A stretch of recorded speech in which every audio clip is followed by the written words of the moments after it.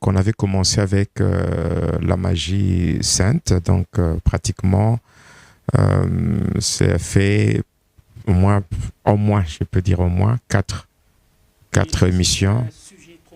Trop vaste. Bon, on ne sera pas terminé même dans ce numéro ici. Nous aurons toujours à avancer avec parce que quand on parle de la magie sainte, on voit directement le Vatican. Alors, qui dit Vatican, on voit beaucoup de choses.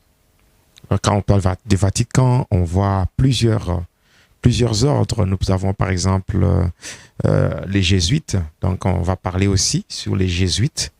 Donc, il y a un ordre de jésuites qui a été fondé par toujours d'autres satanistes que nous aurons à citer. Donc, Isaac de Loyola. Voilà. Il y a les Illuminati.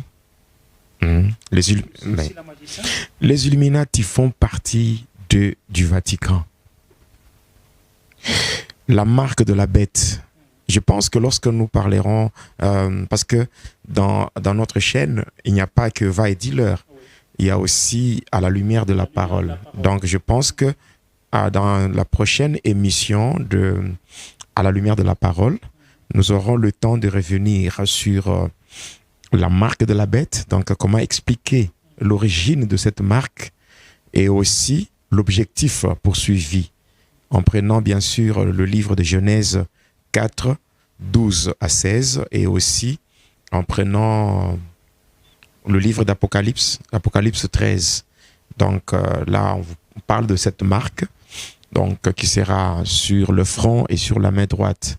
Donc, expliquer toutes ces choses-là avec le détail, voilà, dans cette émission-là. Donc, ça sera l'émission, on va parler déjà du sujet retenu, sur la marque de la bête. Oui, donc on va parler sur les temps de la fin. Le temps de la fin, ou je dirais l'eschatologie. Encore pour ceux-là qui font la théologie. Donc, il y a un domaine qu'on appelle l'eschatologie. Mais nous allons beaucoup plus parler sur le temps de la fin.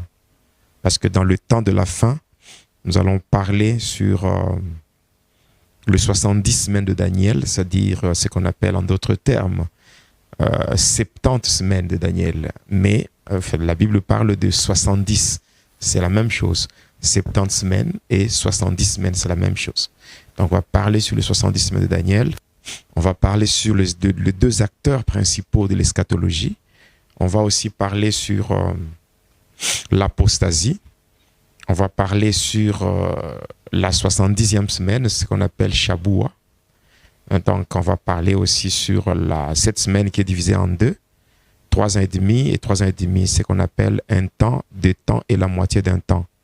Donc, on va expliquer ces choses. Et puis, on va parler sur l'enlèvement. Après l'enlèvement, on va parler sur le retour du Seigneur. Donc, il y a beaucoup de choses. Ce qui est vrai, ce qu'on peut retenir ici, c'est que la fin du monde, ce n'est pas pour maintenant. La fin du monde, ce n'est pas pour maintenant. Mais l'enlèvement, c'est vraiment imminent. Voilà. Alors déjà là, il y a des questions qui remontent en moi. Comme ce n'est pas à la lumière de la parole, c'est pas le sujet du jour. Aujourd'hui, c'est la magie sainte. Et nous disons aux téléspectateurs, aux internautes, en tout cas, restez branchés sur cette chaîne, Jonas Nkutumpa, la chaîne officielle.